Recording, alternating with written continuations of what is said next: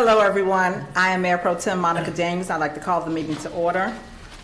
And I also like to call GUC Board Chair Lindsey Griffin. And I call the GUC Board to call to order. GUC Yes, board. sir. Mm-hmm. Okay. Madam Clerk, call the roll, please, for the city. Okay. Mayor Conley has let us know he will not be able to attend tonight. Mayor Pro Tem Daniels. Present. Councilmember Foreman. Present. Councilmember Blackburn. Present. Councilmember Scully. Here. Councilmember Robinson. Here. Councilmember Willis. Here. All right, Mayor Pro Tem, you have a quorum. Thank you. GUC Board Chair Lindsey. Okay. I guess, Amy, are you calling it? Yes, please. Okay, Chair Griffin. Here. Commissioner Gardner. Here. Commissioner Blunt. Here. Commissioner Geiger. Here. Commissioner Carr. Here. Commissioner Fuller. Here. Commissioner Cowan. Here. Commissioner Godley. Here. We do have a quorum. Mr. Manager, approval of the agenda. Are there any changes to the agenda? There are no changes. Motion? Motion to approve. Second. Okay. Motion made by Councilwoman Blackburn, second by Councilman Robinson. All those in favor? Aye. None And- opposed. Motion passes 6-0. Chair Lindsey. Okay, Griffin. great. All right. Greenville Utilities, GUC to approve the agenda. A motion, please. So moved. Thank you, Mr. Blunt. Second. All in favor? Aye. Opposed? Motion carries. Okay, it's time for our public comment period. The public comment period is a period reserved for comments by the public. Items that were or are scheduled to be the subject of public hearings conducted at the same meeting or another meeting during the same week shall not be discussed. Issues must be germane to both the City of Greenville and the Greenville Utilities Commission. A total of 30 minutes is allocated, with each individual being allowed no more than 3 minutes. Individuals who registered with the city clerk to speak will speak in the order registered until the allocated 30 minutes expires. If time remains after all persons who registered have spoken, individuals who did not register will have an opportunity to speak until the allocated 30-minute expires. Madam Clerk. Yes, ma'am. First speaker is Dr. Jeff McKinnon. Mr. McKinnon, you have 3 minutes to address both boards. Here? Yes. Hey, folks. So I'm Jeff McKinnon. I reside in Greenville. I'm chair of the city's Environmental Advisory Commission, as some of you know, although I'm not formally speaking on behalf of the commission tonight. I know that we have some new members on the GUC board, and I want them to hear a different perspective on natural gas than they are receiving from GUC, and I'll say a few things maybe of general interest. The first point, the main point really is this: natural gas is a fossil fuel, like gasoline or coal, that causes global warming and makes a lot of people sick. It is not clean, and in 2024, it is not a bridge energy. In the 1990s, natural gas was touted as clean because it was truly not as bad as coal, which is pretty awful, and gas was seen as a bridge to renewables. Today, the situation is much different. Solar is pretty much the cheapest power source available and getting cheaper, and we will soon be part of that process with the Beauviet factory right here in Greenville. Wind is also increasingly mature and competitive. Batteries keep getting better and are also becoming part of the Eastern North Carolina economy, with the Natron plant coming soon to Edgecombe County. We will be using natural gas for a little while yet, I'm afraid, but its days are clearly numbered. Without getting into the details, it is also clear that the greenhouse gas emissions associated with gas relative to coal are much less advantageous than we once thought. Natural gas causes health problems in a few ways, but the most severe is when it is burned on an open flame for cooking. Numerous studies have now shown an association, a compelling association between indoor gas cooking and childhood asthma rates. For these reasons, governments around the world and across the country, including our federal government, are taking steps to reduce use of natural gas. You can get a federal tax rebate right now to switch your gas furnace for a heat pump, and more generous grants are coming soon. Here in Greenville, our electrical supply is not bad at all, with most of it coming from low-carbon sources, so much preferable. Yet our utilities aggressively investing in and promoting natural gas. If you look at the webpage, you can see statements like natural gas is one of the safest, most affordable, and environmentally sound energy sources around, which is not correct. Or think about how upgrading to natural gas will bring value to your life. Chefs and top cooks prefer to cook on natural gas stovetops. The site goes on to extol the marvels of cooking with gas. I think that our public utilities should not be encouraging their customers to do things that could make their kids sick and will surely overheat our planet, especially if there are affordable alternatives. So I ask GUC board members and the City Council to provide effective oversight of GUC and push them to move away from natural gas and to develop policies that are based on current evidence and are appropriate in the times we live in. Please feel free to get in touch if you'd like sources for any information I present. That's time. I'm welcome. Perfect timing. Thank you, sir. Thank you, Dr. McKinnon. Next speaker. Next speaker is Miss Nancy Connor. Ms. Connor, you have 3 minutes to address the mayor, Mayor Pro Tem, Council, and Thank GUC you. Commission. Yes. How do you do? Good evening. I would say this is very recent.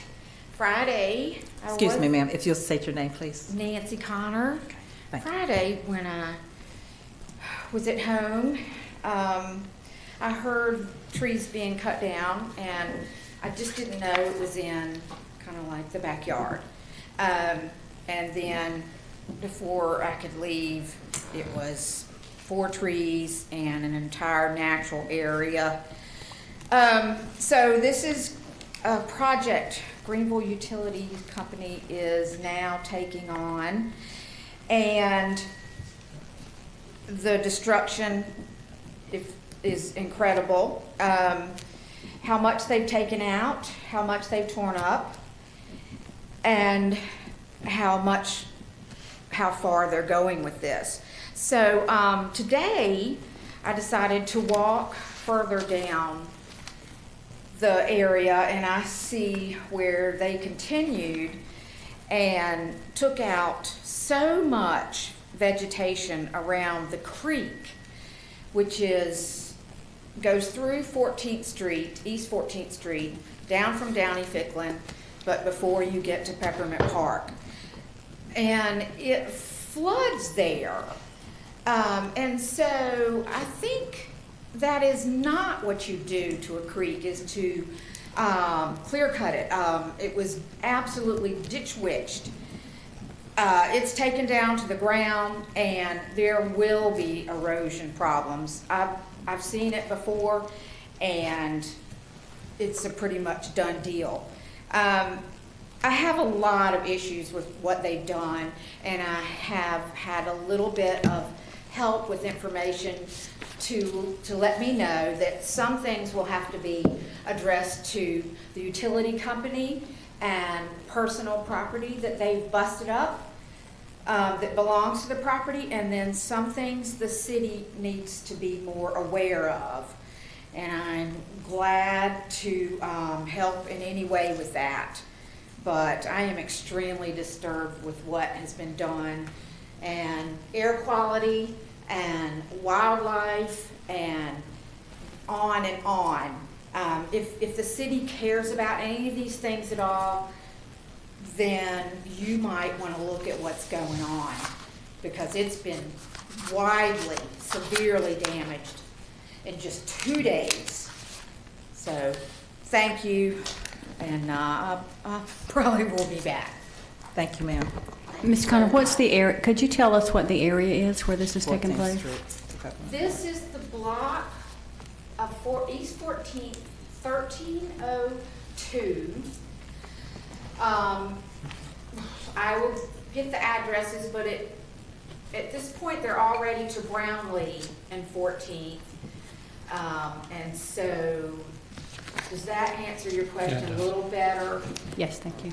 They do have a big project going on, and so there'll be a lot more to be found out. And but it is a shame how much has been taken down to the ground. Thank you very much. Thank you. Thank you, Ms. Connor. Our next speaker, Madam Clerk.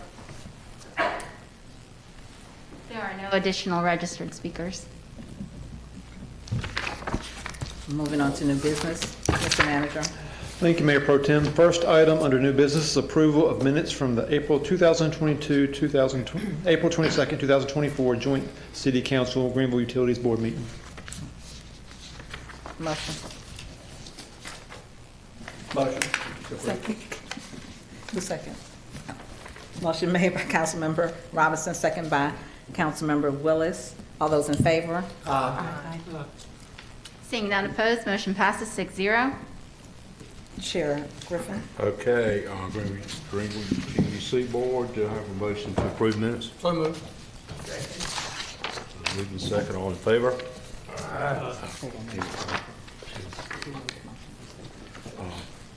Mark, you made the motion.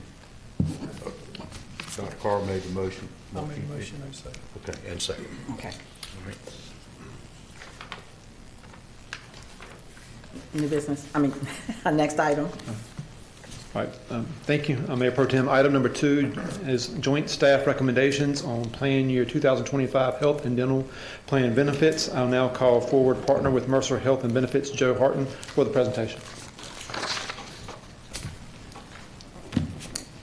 Thank you, Council and Commission. My name is Joe Harton. I'm a partner with Mercer in Charlotte, North Carolina. I lead the healthcare benefit practice for the entire Carolinas, and again, appreciate working with the Council and Commission throughout the year. I'm going to do a summary of the 2025 medical and dental benefit renewals.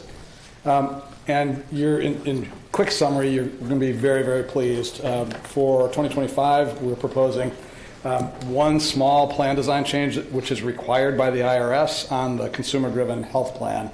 Every year, the IRS indexes the deductibles, the minimum deductibles, to inflation, and so we are forced by that law to move the deductible up each year as it needs to be. So this year, we need to move the deductible from $1,600 single, $3,200 family, to $1,650 single, $3,300 family, to comply with those IRS requirements. No other plan design changes are under consideration, and as you'll see, we've got a good financial picture to show. Over the past few years, this kind of falls in line with very few changes that you've seen with your plan. Your plan has run very, very well financially, and also has provided good benefits to the employees of both the Commission and the city. So summarize them all here, and we'll go through what we're looking at for 2025 now. So if we take a look at lots of numbers on this page, but effectively what's happening is your claims experience, the claims that are paid on behalf of the employees and dependents that are enrolled in the plan are running below projections for 2024. The circled numbers on this page show you the gross and net costs that we're projecting for the full year of 2024 versus the middle column, which is the budgeted numbers. So we are to the good, to the tune of about $1,200,000 on both the gross and the net lines, which is substantially better than many employers in 2024, and quite a great result. If we look then to 2025 and what we think the costs are going to go to, because costs do increase, even though we've had a tremendous year in 2024, costs do increase. And so we are recommending a rate increase of 1.5% over the 2024 budget. That incorporates what we are seeing from a medical and pharmacy trend perspective. Costs do go up for medical and pharmacy costs, and we've been seeing that kind of across the marketplace. It's not Greenville only; it's across the entire country. If we look at kind of what that looks like from a net cost perspective, we believe that if we share the 1.5% increase with the employees kind of ratably, then the net cost for next year will be $19.6 million for the Commission and the Council combined. And this does assume that deductible increase that I mentioned at the beginning that we pretty much have to do because of the federal requirements. A couple of questions about acronyms, if you don't mind. Of course. Please. If you could go, yes. For CDHP. Yes. So CDHP is a consumer-driven health plan. A consumer-driven health plan is a plan that is defined by the IRS and allows a person to put money into a health savings account. So as opposed to your PPO plan, which a person could not put money into a health savings account, a CDHP, consumer-driven health plan, high deductible health plans, another term that you'll see sometimes. That's what that means. And PEPY? Yes, sorry about that. Should have called that up. PEPY, per employee per year. So the top half of this chart is on an aggregate dollar basis, and then if we divide by the number of covered employees, all those numbers below the line are on a per employee per year basis. And if we look at the deductible, that's the health plan deductible? Health plan deductible, correct. Is Yes. So $1,600? on the consumer-driven health plan, yes. So That's like an HSA account. correct. So an individual that signs up for the consumer-driven health plan, let's say they only have single coverage, they would be responsible for the first $1,650, and then the plan takes over after that. And so that's not the deductible for the health care plan It itself? is. Yes, it is. It is the deductible for the health care plan itself. Correct. So folks are responsible for all the costs up to $1,600? Up to $1,650. And then if you do this, if you sign up for a plan like this, then you are allowed to put tax-free money into a health savings account and let that build over time. Okay, thank you. Of course. Other questions? I have a question. You said let that build over time. Does that mean it does not have to be expended within the plan year? Correct. So a health savings account, you are allowed to build that throughout your time here at the commission or the city. Each year you can add to it. There's a max that you can put in every year, and that changes. The IRS, evaluates that and changes that. But assuming you don't use it all or use any of it, it can just grow and grow and grow. Yes. So here's your eye chart test for the evening. These are the biweekly and monthly contributions, again, assuming this 1.5% increase. So we're proposing that we share the 1.5% increase, both city and commission, with the employees. The change numbers in the bold across the way, you see that the cost increase for employees on a biweekly basis or on a monthly basis are very, very small. And most of my clients would be very, very happy to be in this position. They are seeing much higher increases. You are going to be in a very good competitive place with these numbers. The dental plan, which is separate from the medical plan, is obviously much smaller in terms of dollars, but same outline here of what we're looking at on a reforecast basis, which would be your third column in this chart. You see that we're thinking of a net cost around just slightly over $500,000 for the dental plan for 2024, and we don't believe that there's any rate increase needed, either from a budget perspective or to charge to your employees for 2025. So. Your net cost for 2025 would be about just slightly under $600,000 under our projections. And here are the rates for that. And as you see, the employee increase column almost all the way over to the far right is at 0% because we're not changing the rates at all. Again, a very good and competitive result for both the employer and the employees here. So renewal summary, where are we kind of overall? We've talked about your self-funded medical and pharmacy plan, renewing it as is, except for that small change to the deductible as required, with a small increase in the budget of 1.5%. The dental, the dental, which is the third line down, again, renewing as is, no changes there, no changes on the plan design. The vision plan, did not talk about that, but the claims are incorporated into your medical plan. We don't believe there's any need for plan design or rate changes there. And your EAP program doesn't renew until 2026, and so we're good there.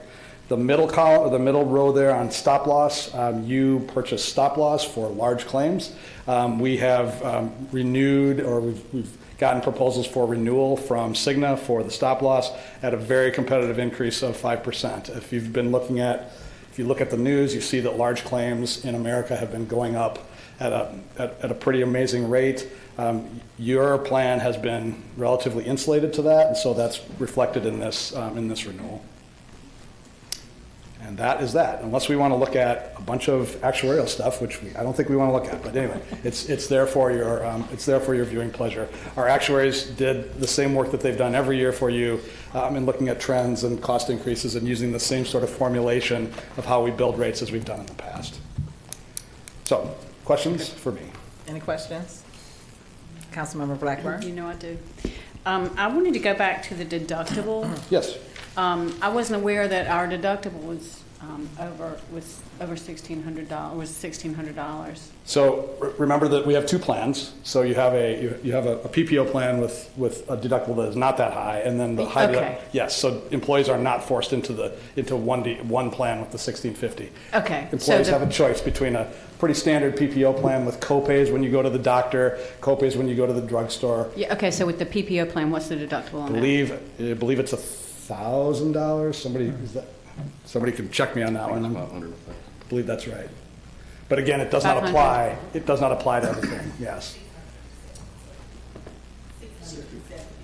Okay. 600. So what is this deductible for then?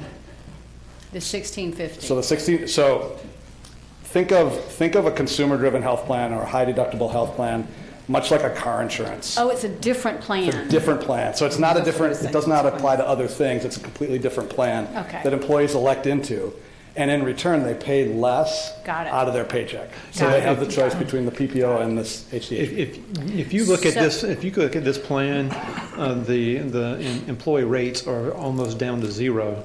This is meant for the younger professionals that work for the city and for the commission that don't go to the doctor a lot, that can put the money into the health savings account to pay for their health care needs in the future. So it has a higher deductible. Okay, I get it. It's a totally different plan. What is the out-of-pocket maximum for that plan? For that plan, I believe it's $3,300 for a single and $6,600 or maybe $6,500 for a family. Okay, Yep. Thank you. Excellent, excellent. Any further questions? Thank you so much. Thank you. Mr. Manager, any further? Yeah, we would just recommend an approval.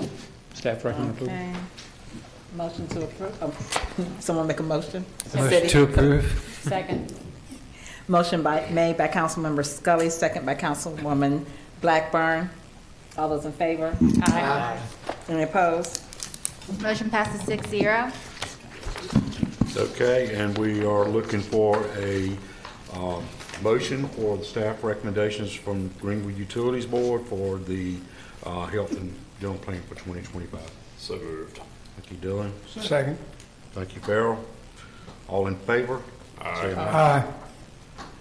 I just, oh, you got to say it. All right, motion made by Dylan Godley, second by Farrell Blunt. Now. I already did that. Okay. You good?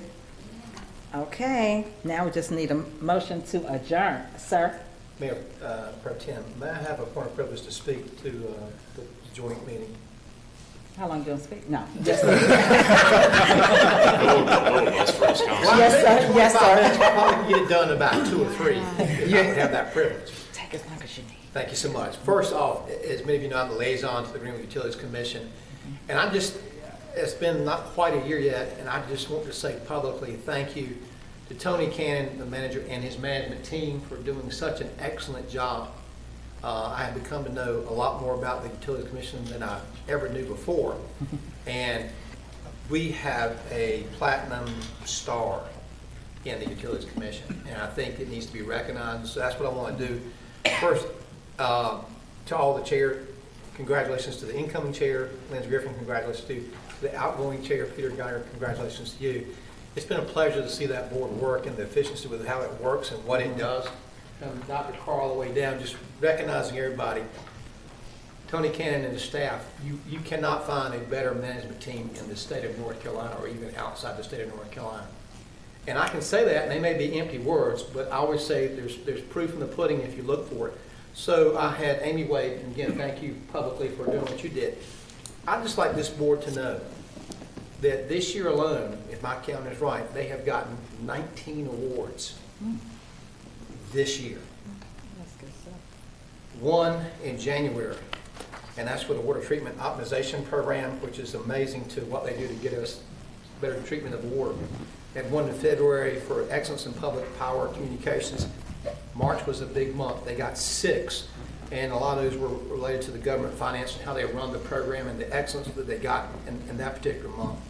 In May, they had 5 awards for labor safety awards of excellence, reliable public provider, again, wastewater treatment plant, smooth operators, the excellence in customer service group, and that was in May. In June, 2 awards.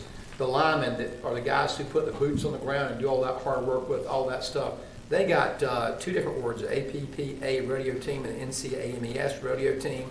July, we got 1 award, the Chamber Leadership Institute graduates. In August, we got 1 more for the utilities, the SOAR award and also the APGA award system. And then in September, and September's still rolling, so I'm waiting for another award. We got another award for the electric cities for the 2023 Public Power Awards of Excellent. And to get that many awards in just a 9-month period is amazing. So Tony, to you, to your staff, to the chair that helps make the decisions, and most importantly to the boots on the ground, the employees that make up the Utilities Commission, I want to say thank you for so much. Thank you for achieving to have that, as I call it, a Tier 1 excellence. And we have an awesome Utilities Commission. I'm proud to be a part of it, proud to be a liaison. So I want to say thank you to everybody out there. And I know my fellow council members feel the same way. So I just think it needed to be said publicly. And I'm glad to say it because I know you, Tony, I know you well, and I know what you try to do, make excellence every day. But one man can't do it by himself. You got to have a team, and you've got an awesome team and the employees from top to bottom. So thank you so much. I just wanted to say that publicly. Mayor Pro Tem, thank you for giving me that point of privilege to speak about everybody, including the board too. Now, I don't want to forget them. They're part of the process also. So thank you again, and thank you for that point of privilege to speak.